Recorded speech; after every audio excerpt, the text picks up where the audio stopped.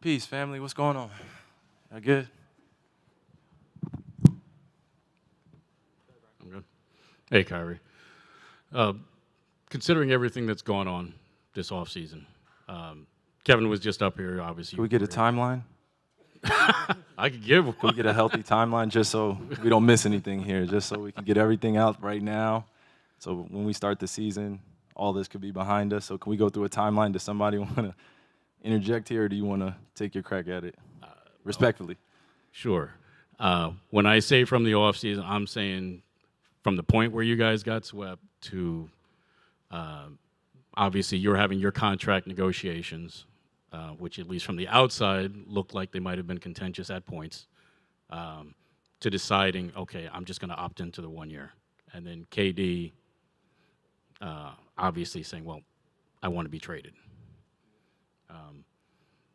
KD was just saying up here that his reasoning was that he didn't like the way the culture was going. Guys were not being held accountable. In your mind, A, do you agree with that in terms of the culture not being what it should have been last year? And in your particular case, just individually with you, are you confident that you're going to be here long term and that you can come to a contract agreement to be here for more than just this year? Yeah, well, I honor all that. When I say I honor it, it's just all those events taking place. I mean, it was a lot just on my shoulders. Just going back home, knowing that we got swept the way we did, and to be honest with you, it was probably the first time, or one of the only times in my career where I felt embarrassed leaving the court. And there's been a trend that's happened over the last few years, especially when I thinking about my playoffs and thinking about how I've performed in them. And I went back and watched a lot of film, and I had a lot of reflection time, and just gave me peace of mind knowing that there was something more to strive for coming into this next season. There was something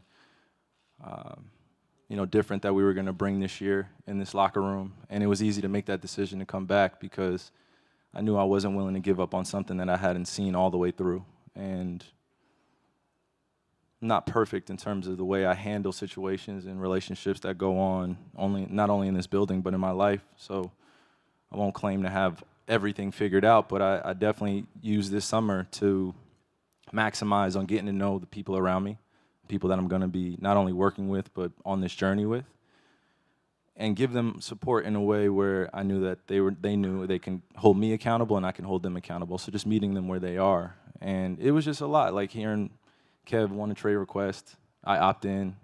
It's awkward. It's very awkward. I'm sitting at home like, I don't know what to think of it, but because there's a trust that we have within each other, I just ultimately want to see him do well and be happy. So if that wasn't within our organization, I was going to have to accept that and move on. And I knew that I could move on and get to a place where I knew Kev could be comfortable and everybody could be comfortable, Sean, Joe, just our whole entire family and culture in which we speak on. I think it needed some honest conversations, and that's what we did this summer, and that's what we had. So to reflect on it, I hope I answered a little bit of it. There's a big timeline, a lot of days in the summer where the off season has taken its own emotions and courses and thoughts on what's going to happen. So I tried to just center in on what I want to accomplish, and that was just focusing on being the best teammate I can be and being on a great team and what that means to me and really embodying that action every single day and not just saying it. So I don't want to get too wordy or too preachy up here, but I had a lot of time to think, and making the decision to come back to Brooklyn was the best one for me, best one for me to fit in here and just figure it out along the way as we get this party started. Hey, Kyrie, touch on this a little bit, but if you can kind of speak to Kevin's trade request, and were you surprised by it given how close you two are? I mean, did you stay out of it when it was going on? Did you try to recruit him back to Brooklyn? And, did you see some of the validity, obviously, in his complaints about it? Or what made him ask When you for say it? recruit, what do you mean? Like, did I recruit him back just? Yeah, to make him rescind the trade request, yeah. It was on Kev from the beginning, and I honored his request, and I understood it. There was a level of uncertainty in this building, not just for last year, but for the last few years. and that accountability that he asked for should be available and accessible at all times, and we should have that type of environment. So I echoed his same sentiments, and I felt the same way. But we both knew I don't want to say we both knew, I won't speak for him. I just felt like the awkwardness I say, I speak on when he asked for it, it's just one of those shocking things. You have it as a best friend, and you're watching your best friend go through now the other side of the media storm that comes with this trade request, and being in the middle of, it's kind of like a cluster. You know what I mean? Just like all of this, all the stories that we've come up with, all the narratives surrounding this team, that it's hard to answer every single question you guys have about us and what our intent is. So I'll do my best to just say that, I honored what Kev had going on, and I was wishing him the best, but this was the best opportunity for him, and that's the best opportunity for me, and we feel good. And it's not just about us, it's about how great we are as teammates and our team. Just great team, man. That's all I'm going to keep saying. Hey, Kyrie. This time last year, it seemed like sort of a matter of time until you got the extension.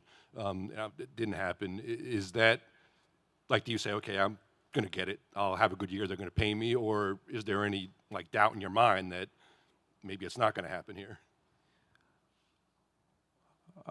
We had some internal conversations at the end of the season, and we started to have some that I felt were going in the right direction, but it just didn't end up well going into free agency and what that looked like for the long term. And I understood all of the Nets' points, and I respected it, and I honored it.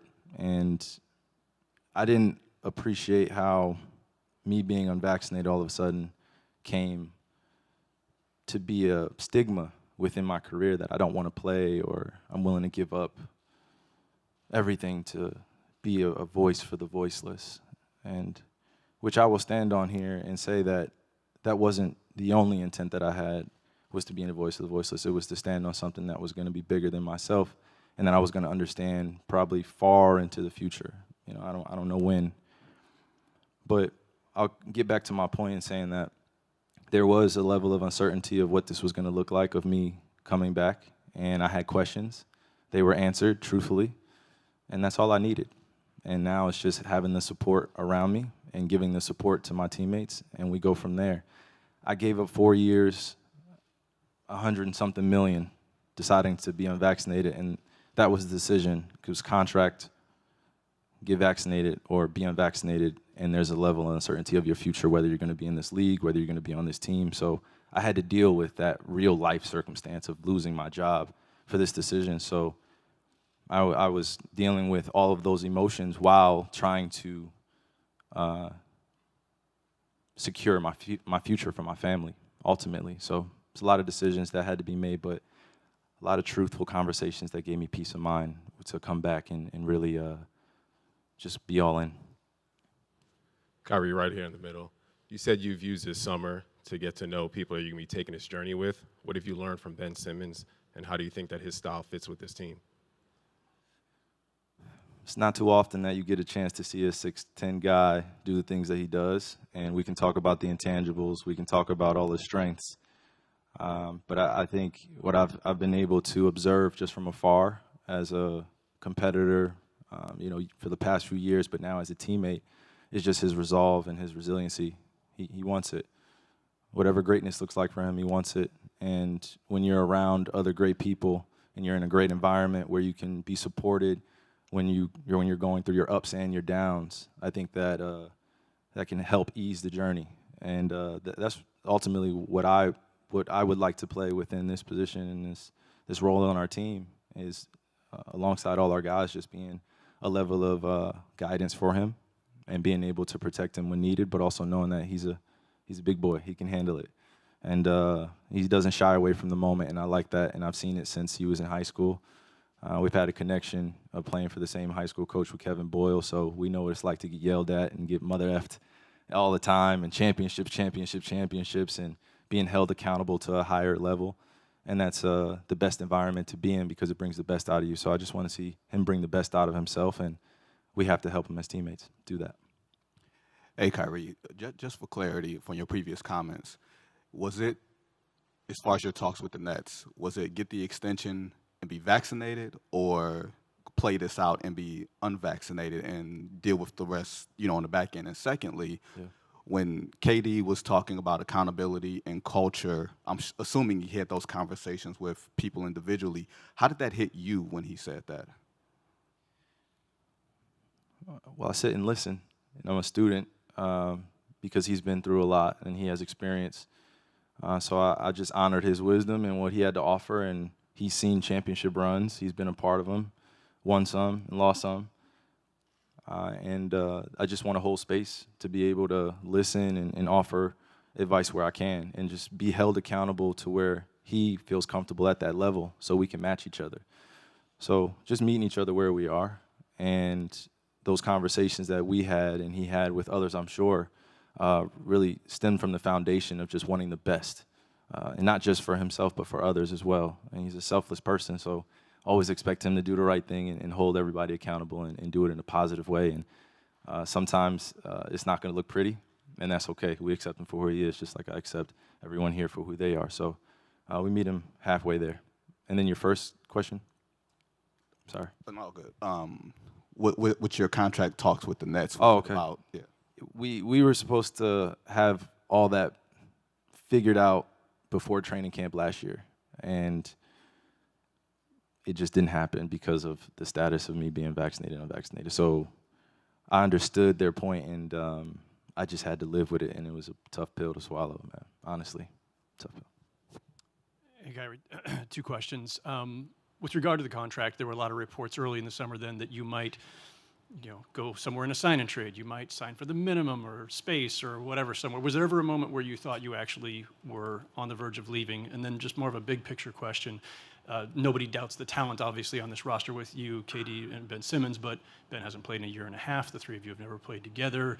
You guys must even have some questions yourself about what this eventually looks like. So the contract, and then just what you think this team actually could be with all of this presumably behind you guys. It's going to be hard to play the hypothetical game with you guys. You guys are the best at it. So it's going to be a long journey just ahead of us, because there are those obstacles with health and questions on health. And honestly, the most healthy team wins every single year, majority of the time. And we want to be in that race. And in order to be healthy, it can't just be physically. It has to be mentally. It has to be emotionally. And we have to have some synergy as a team where we understand our highs and lows, strengths and weaknesses, and we go from there. But the sky's the limit. I don't want to say that as a cliche, but it really is, because we don't know what this team is going to paint on this canvas this year as of yet. But we have the drive, we have the motivation, we're saying all the right things, and now it's just to act on it and do it in a way where it reflects a great brand that we can be proud of and we can stick to every single night. So that game plan starts with our coaches holding us accountable to a level, allowing Steve to be who he is, allowing our coaches to be who they are, allowing our player coaches to do what they do, management looking for great opportunities, and ultimately us as players is putting on a show every night where the win column is reflective of how well we are connected as a team on both ends of the floor and playing complete games. And yeah, and then the first comment. Yeah, it was just about, were you ever close to something else, somewhere else? Were you close to being gone? Yeah. Yeah. There were options, but not many.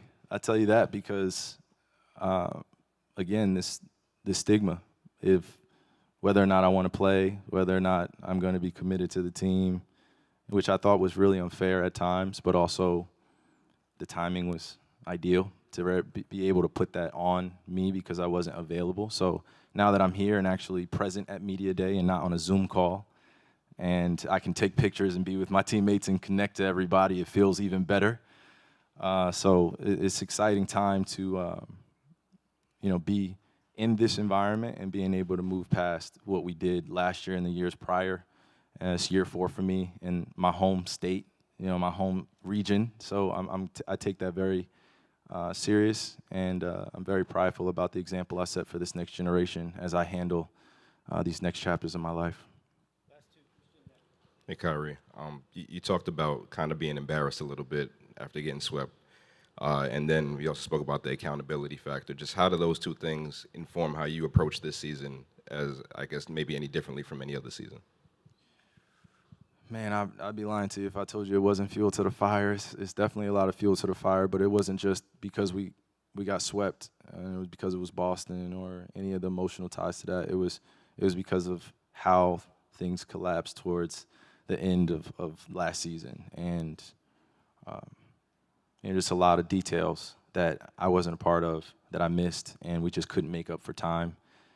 And now that we have a new page to turn with everyone healthy, I just look forward to, saving, all these moments where I felt like there was levels of doubt of whether or not I was going to play, whether or not I was going to be on the team, teammates, or anything like that. Any small doubts, I don't want to have any doubts or any regrets. Just come in with understanding that things are going to be imperfect at times, but handling it responsibly and communicating goes a long way. So great lessons to be learned from those moments.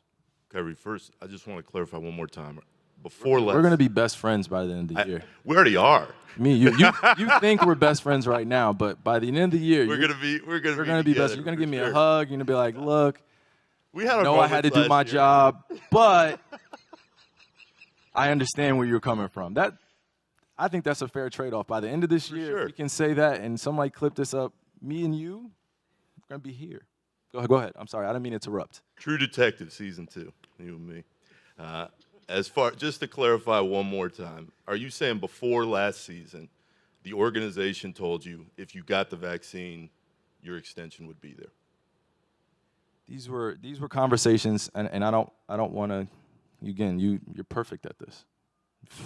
You just bring emotion, situations. How are you feeling? And very investigative. This is investigative journalism you doing here? Whatever it needs to be on the day. Okay, I honor that. But on a serious note, I felt like I was forced with an ultimatum of whether or not I had a contract or not, and whether or not I could be on the team or be around the team, whether or not I was vaccinated. So tough conversations again that were had, and we both left out of there with respect, and I understood where they were coming from as an organization, Joe, and representing the team. And then also he understood where I was coming from. I was definitely put in that position where I had to make a decision. So. And given all that happened last season, this summer, heading into this year, why should people believe that this is going to work and you guys can get back to the level you want to be at and contend for a title this year? Yeah, I'm not focused on convincing people to believe in us. There's too much energy, spent on that. Wasted energy trying to convince people and to believe on whether or not we can accomplish a championship this year. Just going to let our actions lead. Talked enough.